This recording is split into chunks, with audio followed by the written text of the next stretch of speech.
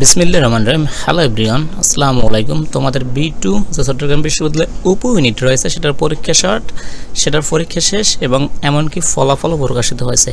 এখন অনেকের এখানে তোমার প্রশ্ন হচ্ছে তুমি কোন সাবজেক্টটা পাবা, যে মেরিট লিস্টে আছে সেখান থেকে এই সাবজেক্টটা পেতে পারো কিনা, বা তুমি আরবি বা ইসলামিক স্টাডিজ এটা পেতে চাও বা পালি পেতে চাও, সেটার জন্য কোনো শর্ত আছে কিনা, সেই বিষয়গুলো ইন ডিটেলসে বিস্তারিত কথা বলবো। আচ্ছা, শুরুতে যদি বলি এখানে তিনটি আসন আছে, একটা হচ্ছে আরবি, ইসলামিক স্টাডিজ, তারপর দেন হচ্ছে পালি।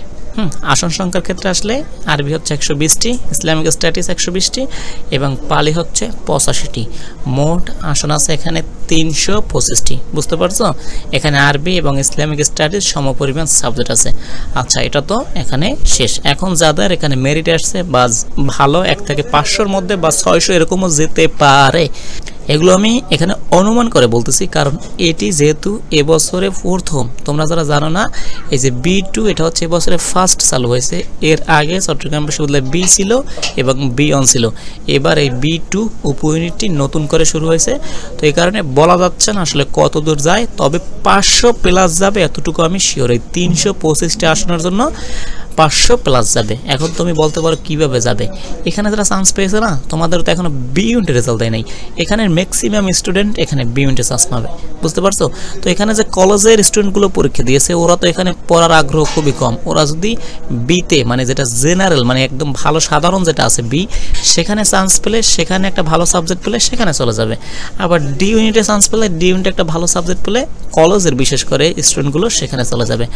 আরবির ক্ষেত্রে বললে যারা মাদ্রাসা আছে তাদের জন্য একটা পারফেক্ট সাবজেক্ট। আরবি অনেক ডিমান্ডেবল এবং চবির আরবিটা অনেকটা ভালো একটা সাবজেক্ট। বুঝতে পারছো? এই কারণে পিছন দিক থেকে যাবে।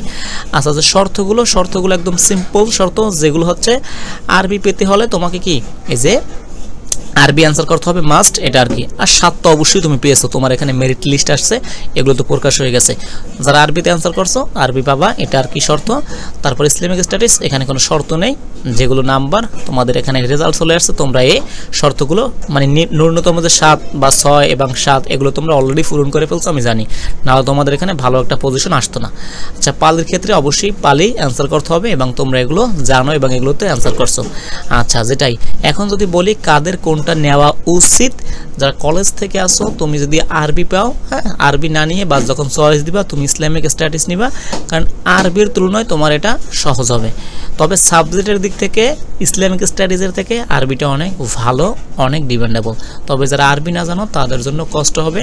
ইসলামিক স্টাডিজ এটাও কষ্ট হবে, তবে পারবা না যে বিষয়টা এমন না, তুমি পারবা, তোমাকে একটু কষ্ট করতে হবে শুরুর দিকে, আরবিটা মোটামুটি শিখে নিতে হবে, তাহলেই তুমি এগুলো ধরতে পারবা, ভালো একটা নাম্বার ক্যারি করতে পারবা।